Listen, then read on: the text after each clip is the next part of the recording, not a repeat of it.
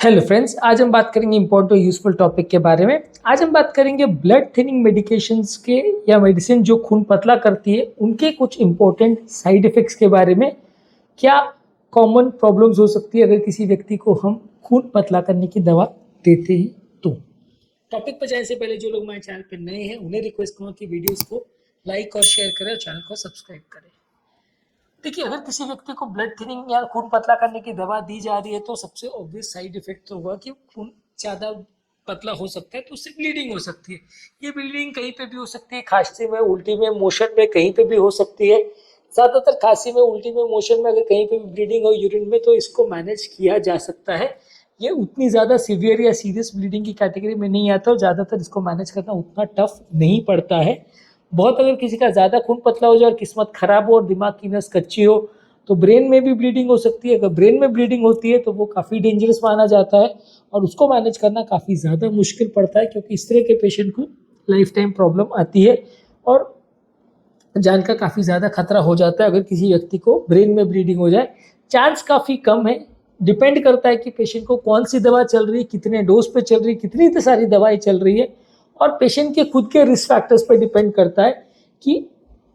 Patient को खुद के बॉडी कैसी है, उसकी उम्र कैसा है, उसका बॉडी वेट कैसा है, उसको पुरानी कोई ब्लीडिंग की हिस्ट्री है कि नहीं। और कई बार बहुत सारी चीज़ें तो किस्मत पर डिपेंड करती है कि किस्मत खराब है तो रिएक्शन हो जाएगा और ब्लीडिंग हो जाएगी। तो ये सारी चीज़ें हैं जो गवर्न करती हैं कि पेशेंट को ब्लीडिंग होगी कि नहीं। ब्लीडिंग ज़्यादातर ये स्पॉन्टेनियस ब्लीडिंग की कैटेगरी में आता है। इसके अलावा एक और प्रॉब्लम ये भी है कि किसी किसी को चोट लगने पर या कहीं पे एक्सीडेंट वगैरह हो जाए तो ब्लीडिंग कई बार इतनी ज़्यादा होती है कि वो रुकती नहीं है। एक पिन लग जाए या छोटा सा कोई चाकू वाकू भी लग जाए किचन में भी तो कई बार ब्लीडिंग नहीं रुकती है या रुकना मुश्किल हो जाता है, बहुत देर लगती है, मुश्किल से कंट्रोल होता है। ये भी एक बड़ा प्रॉब्लम होता है अगर किसी व्यक्ति को खून पतला करने की दवा चालू है। कई बार स्किन वगैरह में भी इकाइमोटिक स्पॉट्स आ जाते हैं, ब्लड के पैचेस आ जाते हैं जो कि डार्क कलर के या ब्राउन इस कलर के पैचेस होते हैं, पर्पल कलर के पैचेस होते हैं जो कि अलग अलग जगह पे बॉडी के स्किन पे बन सकते हैं, जो कि कई बार जाने में पेशेंट को ये पैचेस की वजह से कोई पेन यूजली नहीं होता, किसी किसी को थोड़ा खुजली वगैरह हो सकती है, पर अदरवाइज इससे पेन यूजली नहीं होता। और ये ज्यादातर पैचेस को जाने में कम से कम 1 से 1.5 महीना का टाइम लगता है, दाग रहता है, उसके बाद अपने आप चला जाता है, फिर कोई दिक्कत नहीं होती, उसको दाग को हटाने के लिए कुछ करना नहीं पड़ता। लेकिन वो एक प्रॉब्लम है कि जिसकी वजह से कई बार लोगों को दिक्कत आती है, खासकर जो लोग स्ट्रॉन्ग ब्लड थिनिंग मेडिकेशंस पे रहते हैं। तो ये ब्लीडिंग का जो साइड इफेक्ट है ये सबसे बड़ा है, चाहे वो ट्रॉमा रिलेटेड ब्लीडिंग हो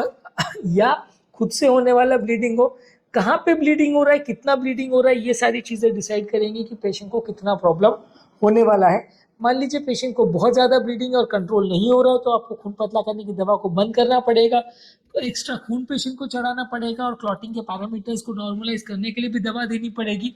ये दवाएं आप देते हो, ब्लड चढ़ाते हो, तो फिर प्रॉब्लम होती है कि खून ज़्यादा गाढ़ा हो जाए तो फिर स्टेंट वेंट का प्रॉब्लम आना चालू हो जाता है, वाल्व में क्लॉटिंग का रिस्क बढ़ जाता है, तो ये सब भी अपने आप में रिस्क होता है। ब्लीडिंग अगर बहुत ज़्यादा हो जाए तो अलग से ब्लड चढ़ाना पड़ता है, ब्लड के रिएक्शन वगैरह होने का प्रॉब्लम भी हो जाता है, उससे किडनी वगैरह पे भी साइड इफेक्ट्स हो सकते हैं। तो ये एक बहुत ट्रिकी इशू है कि अगर किसी व्यक्ति को खून पतला करने का दवा दिया जाता है तो ब्लीडिंग होना, जो कि बेसिकली वो जो काम कर रहा है उसका एक तरह से एक्सटेंशन है कि काम उसका खून पतला करना ही है लेकिन खून ज़्यादा पतला हो गया, जिसकी वजह से लोग को ब्लीडिंग हो जाती है। उसको कई बार मैनेज करना मुश्किल पड़ता है क्योंकि ये सबसे कॉमन और सबसे मुश्किल प्रॉब्लम है। सब बातें इस चीज़ पर डिपेंड करती है कि कहाँ ब्लीडिंग हुई है, कितनी ब्लीडिंग हुई है, पेशेंट का बेसलाइन हीमोग्लोबिन कैसा है और वो ब्लीडिंग रुक पा रही है कि नहीं, दवाओं के साइड इफेक्ट से हो रुक पा रही है कि नहीं, और थेरेपी जब आप दे रहे हो तो वो थेरेपी का क्या साइड इफेक्ट्स हो रहा है इस पे भी, कि मान लीजिए आपने खून गाढ़ा करने का इंजेक्शन दिया और उससे क्लॉटिंग हो गया या स्टेंट में क्लॉटिंग हो गया तो भी परेशानी। जो ब्लीडिंग वो माइनर थी लेकिन आपने जो खून गाढ़ा करने का इंजेक्शन दे दिया तो क्लॉटिंग बहुत ज़्यादा हो गई, या आपने दवा दिया स्टेंट को बचाने के लिए लेकिन उसके बदले ब्लीडिंग इतनी ज़्यादा हो गई कि वो अनमैनेजेबल हो गई। तो कौन सी चीज़ कितना सीवियर हो रही है पेशेंट को वो कई बार केस टू केस वेरी करता है। कहाँ ब्लीडिंग हो रही है, कितनी ब्लीडिंग हो रही है, कहाँ क्लॉटिंग हो रही है, कितनी क्लॉटिंग हो रही है, ये सारे चीज़ों के बेसिस पर डिसाइड होगा कि दवा का रिस्पॉन्स कैसा आ रहा है, दवा से रिएक्शन तो नहीं हो रहा। इसके बेसिस पर डिसाइड होगा कि लॉन्ग टर्म पेशेंट को प्रॉब्लम आएगी कि नहीं। इसके अलावा थोड़े बहुत और इफेक्ट्स भी हो सकते हैं कि जैसे किसी को एलर्जी हो सकता है, रैशेज वगैरह हो सकते हैं, इचिंग हो सकता है, सांस लेने में तकलीफ चेहरे पे सूजन, लिप्स और टंग्स वगैरह पे सूजन हो सकता है, जिनको एलर्जिक रिस्पॉन्स है उनको एलर्जी हो सकती है। कुछ पेशेंट को स्टमक अपसेट या जीआई इश्यूज हो सकते हैं, एलर्जी हो सकता है, इंडाइजेशन हो सकता है, नोजिया, डायरिया, इस वक्त पेट से रिलेटेड इश्यूज हो सकते हैं, जो कि कुछ ब्लड थिनिंग मेडिकेशन के साथ होता है।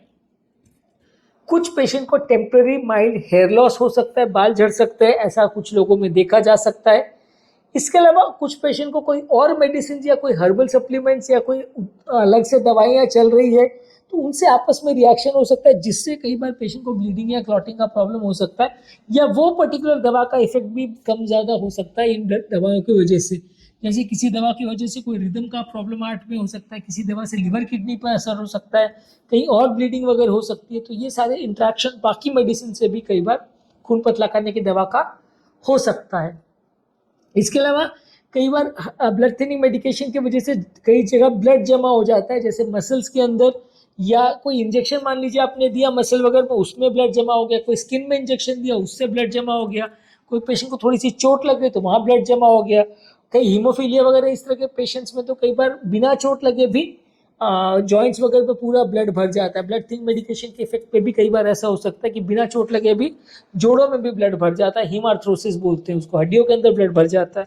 तो ये सारे थोड़ा साइड इफेक्ट्स हो सकते हैं ब्लड थिनिंग मेडिकेशन की वजह से। इसलिए कैलकुलेटेड रिस्क लिया जाता है कि हार्ट अटैक या एंजियोप्लास्टी के बाद कुछ दिन तक पेशेंट को ज़्यादा स्ट्रॉन्ग मेडिसिन दिया जाता है, उसके बाद मेडिसिन का डोज कम कर दिया जाता है। क्योंकि ऐसा करने का रीज़न ये है कि स्टेंट और वाल्व में जो भी क्लॉटिंग होती है वो पहले 4-6 महीने में ही सबसे ज़्यादा होती है, उसके बाद उसका इफेक्ट होने का चांस काफ़ी कम हो जाता है। तो बाद में आप कंपेरेटिवली दवा का डोज अगर कम भी कर दो तो उतना ज़्यादा रिस्क नहीं होता जितना अर्ली पीरियड में होता है। तो इसलिए अगर आप पेशेंट को मेडिसिन दे रहे हो तो शुरुआती पीरियड में आप ज़्यादा मेडिसिन देते हो, फिर उसके बाद जब आपको लगता है कि हाँ अब प्रॉब्लम होने का चांस कम है तो आप मेडिसिन का डोज कम कर देते हो।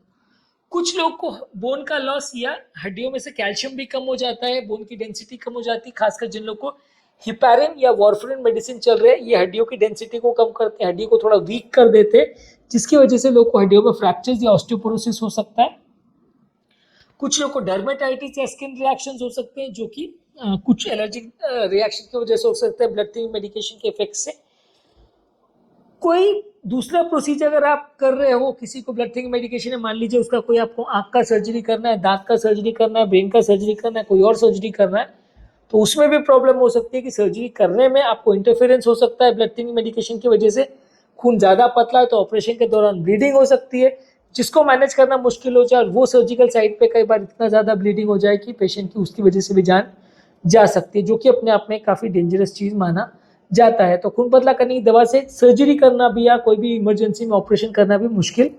हो जाता है। और कई बार ये सारी चीज़ों को मॉनिटर करने के लिए दवाओं के आपस में इफेक्ट हो रहा है कि नहीं, कोई फूड से चेंजेस हो रहे हैं कि नहीं, वो सारी चीज़ों को रेगुलर बेस पे आपको मॉनिटर करना पड़ता है। रेगुलर खून कितना पतला है वो चेक करने के लिए पीटी विद आईएनआर टेस्ट या एपीटीटी या ब्लीडिंग टाइम, क्लॉटिंग टाइम, ये सारे टेस्ट करने पड़ते हैं, जो कि अपने आप में कम्बरसम प्रोसेस है, लेकिन इनको रेगुलर करना पड़ता है ताकि आपको पता रहे कि खून कितना ज़्यादा पतला है और उसको और ज़्यादा पतला करने की ज़रूरत है या नहीं। पर्टिकुलर बीमारी के लिए जितना खून पतला करने की रिक्वायरमेंट है वो फुलफिल हो रही कि नहीं उस पर्टिकुलर पेशेंट में, और बाद में उस हिसाब से डोज को आपको एडजस्ट करना पड़ता है। मान लीजिए खून ज़्यादा पतला हो गया तो डोज कम करना पड़ता है, खून कम पतला हो गया तो डोज ज़्यादा करना पड़ता है। तो ये आपको एडजस्ट करना पड़ता है रेगुलर बेस पे डोज मॉनिटरिंग करके। तो आज के टॉपिक में हमने बात करी कॉमन साइड इफेक्ट्स जो खून पतला करने की दवा से रिलेटेड है, उसका मैनेजमेंट का बेसिक स्ट्रैटेजी और इश्यूज पर हमने बात करी। टॉपिक एंड करने से पहले जो लोग हमारे चैनल पर नए हैं उन्हें रिक्वेस्ट करूँगा कि चैनल को सब्सक्राइब करें, वीडियोस को ज़्यादा से ज़्यादा लाइक और शेयर करें, और जो लोग हमारे चैनल पर ब्लड थिनिंग मेडिकेशंस या नेचुरल ब्लड थिनर्स पर वीडियोस देखना चाहते हैं, ब्लड थिनिंग मेडिकेशंस के दूसरे इफेक्ट्स पर वीडियोस देखना चाहते हैं, कौन कौन से ब्लड थिनिंग मेडिकेशंस अवेलेबल है, वो सारे वीडियोस हमने हमारे चैनल पे ऑलरेडी कर रखे हैं। इनका लिंक मैं कमेंट सेक्शन और डिस्क्रिप्शन बॉक्स में छोड़ दे रहा हूँ। कार्डिक मेडिसिन पर भी हमने काफ़ी वीडियो किया, आप उन्हें भी चेकआउट करें तो आपको काफ़ी कुछ नया सीखने और जानने को मिलेगा। Thank you.